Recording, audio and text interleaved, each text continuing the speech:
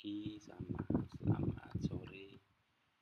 Sebelum kita memulai proses perkuliahan asinkronus kita, bahwa ini sepertinya pertemuan kedua, tapi konteksnya adalah asinkronus.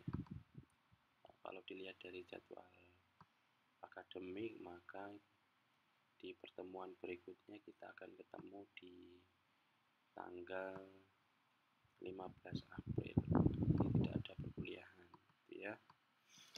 Oke, saya mau coba masuk sebelumnya di pertemuan pertama kemarin. Saya menyampaikan mengenai pengantar security governance, dan yang berikutnya di pertemuan kedua yang asinkronus itu kita akan mengenal mengenai framework security governance ya. Saya mau coba dari sini dulu. Oke, di pertemuan kedua ini, sebelum masuk ke arah ke sana, saya mau mencoba meringkas ya dari pertemuan satu kemarin. Sebetulnya security governance itu apa sih? Kita mau pelajari apa sih? Ini ada beberapa konsep dasar, kemudian urgensinya apa, dan deskripsinya untuk apa. Yang pertama, konsep dasar, yaitu kita memahami security governance itu di aspek kebijakan keamanan. Nah, kemudian urgensinya adalah mengenai perlindungan aset informasi. Nah, tujuannya adalah menetapkan prinsip-prinsip atau aturan keamanan informasi. Jadi kalau teman-teman nanti suatu saat akan bekerja, kemudian mau menerapkan security governance atau tata kelola itu, maka hal-hal atau konsep-konsep dasar mengenai kebijakan, manajemen risiko, kepatuhan, peran dan tanggung jawab, pelatihan dan kesadaran, kemudian pemantauan dan audit ini dilakukan secara siklus ya. Itu terus berlanjut dan terus diupdate. Dokumen-dokumen tersebut kemudian diturunkan menjadi SOP-SOP, misalnya ketika membangun aplikasi, kita harus melihat bagaimana sebelum aplikasi itu publish, misalnya dengan misalkan kita pentest dulu, atau mungkin QA dulu apakah aplikasi ini ada bug dan sebagainya. Kemudian kalau kita melihat kebijakan keamanan ini apakah memang sesuai dengan aturan gitu ya. Nah, kalau kita melihat tujuannya adalah baik ya, tapi kalau merujuk kepada kebiasaan di tempat kita itu nggak usah jauh-jauh, mungkin teman-teman di tempat kerjanya atau mungkin pernah melihat sendiri di tempat orang lain, saya kira ada beberapa yang mungkin dilakukan semua, ada yang mungkin tidak dilakukan ya. Tapi kalau di ITTS begitu, kita ada satu departemen namanya SPMI, Satuan Penjamin Mutu Internal, itu untuk melihat bagaimana proses menjalankan visi misi perkuliahan, terus kemudian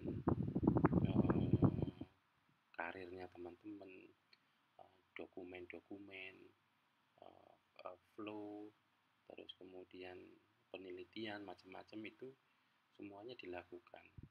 Nah, sehingga kepatuhan terhadap sebuah perguruan tinggi itu ada. Nah, kalau kita merujuk kepada satu kesatuan di security governance ini, maka semua ini harus dilakukan gitu ya. Jadi kurang lebihnya ada sekitar 6 bisa lebih, ini yang paling umum dilakukan, baik itu di governance, di industri maupun tempat-tempat yang lain ya. Nah, di pertemuan kedua ini mahasiswa mengetahui ya bentuk framework yang ada di dalam security governance. Nah, kalau dilihat di luar sana, itu frameworknya cukup banyak sekali. Nah, teman-teman nanti bisa membaca kembali, ini nanti saya upload. Tapi pada intinya, kalau yang paling sering, ini yang paling sering ya, itu diantara framework yang ada, itu paling sering digunakan adalah yang COVID ya, yang ini sebentar, yang ini yang paling sering. Nah, sebetulnya ketika kita menjadi perusahaan-perusahaan yang fokus di dunia cyber gitu ya, itu biasanya atau perusahaannya itu harus mendapatkan sertifikasi atau ISO 27000 series ya. Biasanya 27000, nanti ada setelah ini ada slide-nya gitu ya. Tapi yang umumnya di luaran sana itu yang sering digunakan yaitu framework ISO 27000 series, kemudian NIST yaitu Cyber Security Framework CSF, kemudian NIST SP853, kemudian COVID sendiri, Control Objective for Information and Related Technology, kemudian Critical Security Control, kemudian PCI DSS, ini kalau bagi industri ya yang mau menggunakan standar untuk payment, kemudian ITAL gitu ya. Nah, di situ ada Information Technology Infrastructure Library dan GDPR ya, General Data Protection Regulation. Nah, masing-masing mempunyai deskripsi sendiri-sendiri. Nanti teman-teman bisa membacanya. Oke. Nah, di 27000 series ini sudah saya tebeli ya. Ketika kita mau menerapkan ISO 27001 itu untuk apa sih? 27002 untuk apa? 3, 4, 5, 6 dan 27701.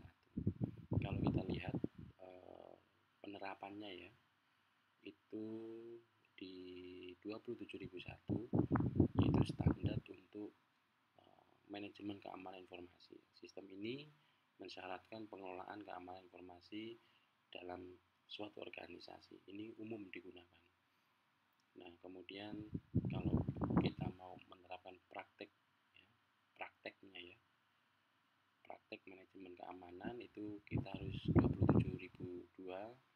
Kemudian kita mau menerapkan yaitu penerapan sistemnya yaitu 27003. Kemudian kita mau mengukur kinerjanya 27004, kemudian 27005 untuk manajemen risiko, kemudian 27006 itu untuk persyaratan sertifikasi, dan 27701 untuk sistem manajemen privasi. Nah, penerapannya gimana? Masing-masing teman-teman mungkin bisa searching, ada checklistnya di mana 27001 itu apa saja itemnya yang ada di dalamnya, 27002 itemnya apa saja, itu ada checklistnya masing-masing. Nah, kemudian di NIST Cyber Security Framework, kalau kita lihat untuk menjadi govern, untuk menjadi govern di sini itu melalui beberapa ya, mulai dari ini identify gitu, kemudian protect-nya apa saja itu, kemudian detect ya, kemudian respon begitu, ini seperti life cycle ya, kemudian recover. Nah, Kemudian kalau kita melihat di identify misalkan, itu aset manajemen apa saja ya identifikasinya. Aset manajemen, kemudian ada business environment, ada governance-nya, ada risk assessment-nya, untuk risk management strateginya seperti apa. Ini di dalamnya masing-masing dia mempunyai checklistnya masing-masing ya. Bisa dicek di Google checklist dari identify untuk aset management, indikator ya, checklist itu ya. Nah, nanti ketika semuanya udah proof of concept, semuanya ada, maka ketika nanti dia mau apakah memenuhi standar NIST, ya kita lihat semuanya ini ada apa enggak, bagaimana prosesnya, bagaimana penetapannya, bagaimana evaluasinya, dan itu siklus ya, terus gitu ya dilakukan. Begitu juga di semuanya lah ya, di perbankan, apalagi yang mungkin di sektor-sektor yang selalu membutuhkan apa namanya governance yang baik gitu ya, tata kelola yang baik gitu ya.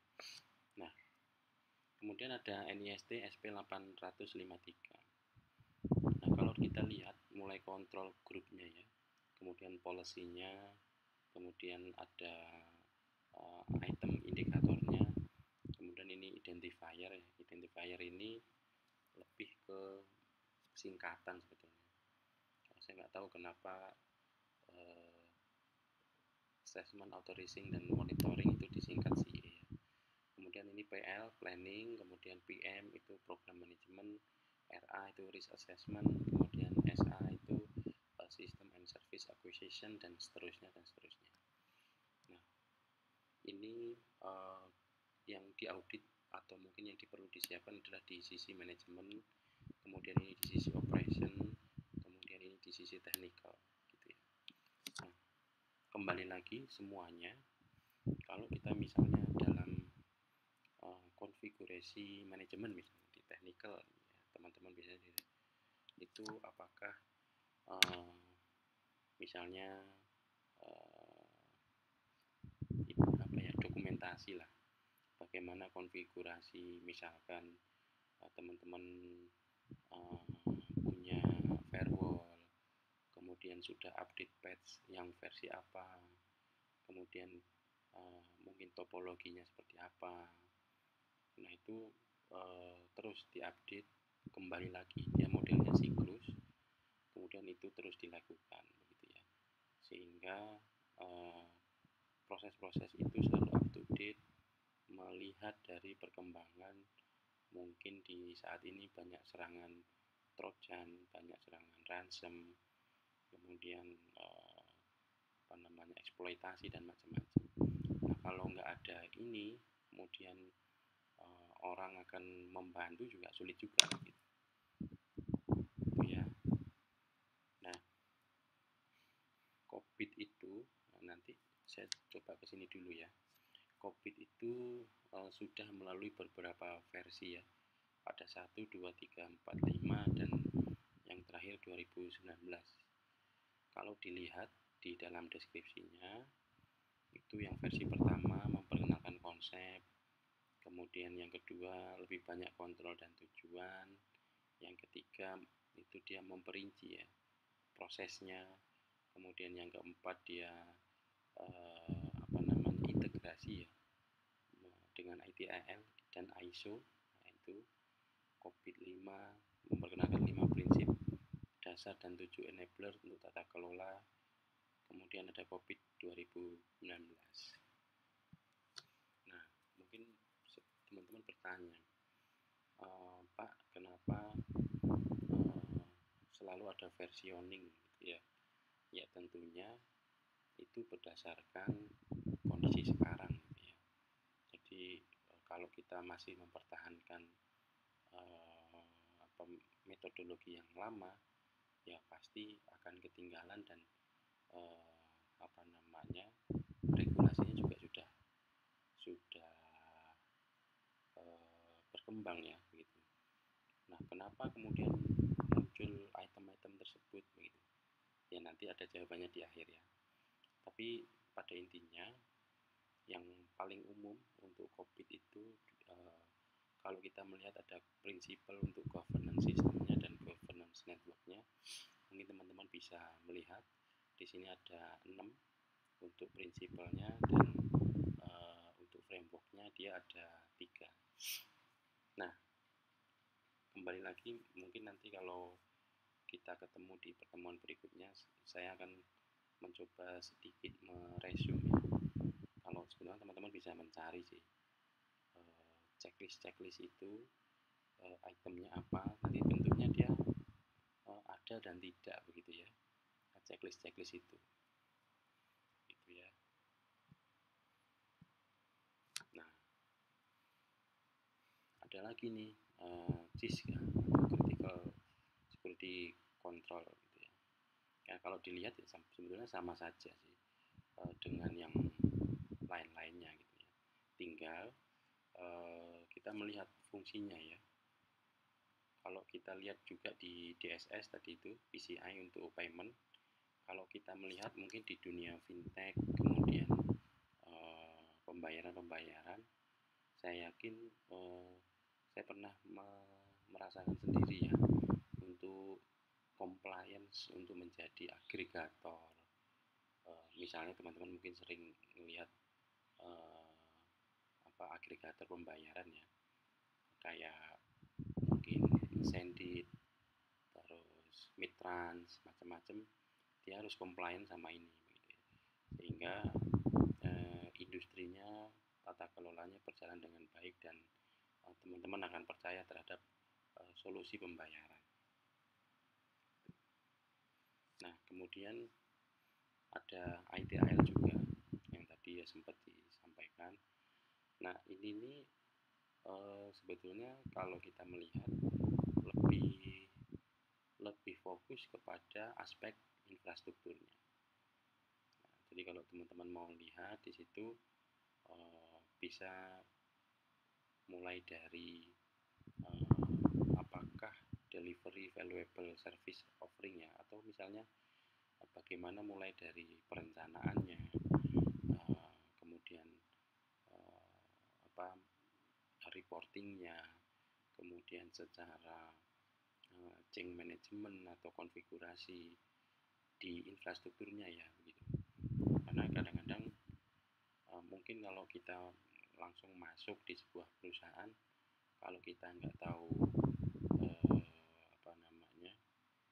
membaca dokumen dahulu kan kayaknya tidak profesional ya. Makanya biasanya ada nggak dokumen pendukung yang coba kita lihat gitu ya. Nah, kalau mungkin teman-teman sekarang ada yang fokus di cloud begitu ya, nah saya kira ITIL ini sangat cocok gitu, mulai dari penyiapan perangkatnya, teknologinya, kemudian backupnya, kemudian SLA-nya, macam-macam itu bisa dilihat dari sini.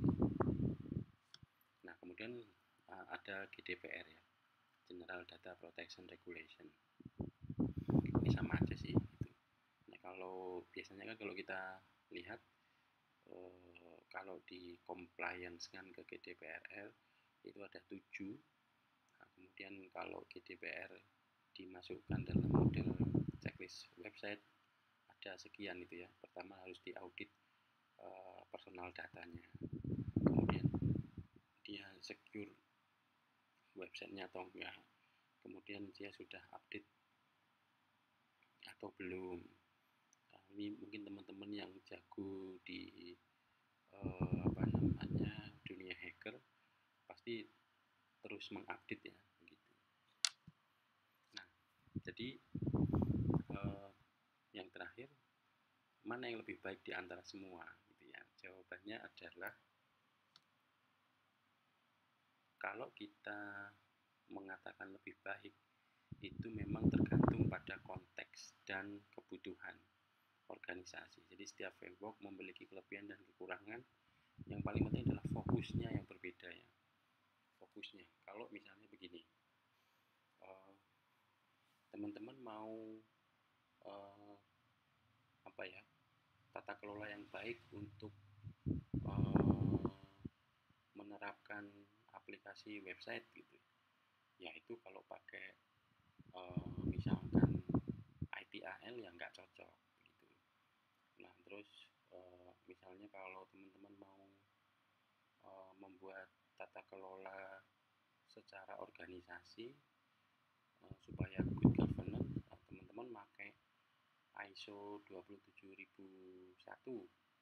Nah, itu harus pakai yang mana gitu. Nah, yang compliant yang mana gitu. Jadi yang perlu diperhatikan adalah semuanya memiliki konteksnya masing-masing. Nah, sehingga teman-teman bisa melihat ketika suatu saat mengimplementasikan di organisasinya itu cocoknya pakai apa gitu ya. Nah, yang paling umum biasanya itu di Indonesia khususnya saya juga jarang menemukan yang apa namanya GDPR sama CIS, kemudian ada kalau NIST ada beberapa yang ini nih, NIST SP 853 ini jarang juga gitu. Jadi ketika teman-teman mau menggunakan yang lebih baik yang mana, cek pada deskripsinya gitu. Jadi cocoknya saya mau yang mana gitu. Nah tapi kalau yang umum, ini yang umum di Indonesia yang pernah saya temui gitu ya, itu antara lain ada ISO, ada NIST, ada COVID, kemudian ini juga ada, kemudian ini. Nah yang lain ini mungkin fungsinya berbeda-beda ya, karena dia kalau NIST SP 800 ini dia modelnya untuk organisasi federal begitu. Kemudian sebetulnya JIS ini hampir mirip, cuma jarang digunakan gitu. Kemudian ini regulasinya untuk hukum Uni Eropa, kita kurang cocok gitu ya. Nah mungkin nanti teman-teman bisa sambil ngecek, silahkan cari pertimbangan paling sesuai dengan mencari kelebihan dan kekurangannya masing-masing. Gitu saya kira untuk asinkronus kita pada hari ini. Mudah-mudahan teman-teman kebayang. Nanti kalau ada pertanyaan dan sebagainya silahkan mungkin kontak atau bertanya di LMS. Sampai ketemu di pertemuan ke-3 ya, nanti di tanggal 15 kalau nggak salah tadi ya, ya 14 ini kita ketemu di 15. Demikian, assalamualaikum warahmatullahi wabarakatuh.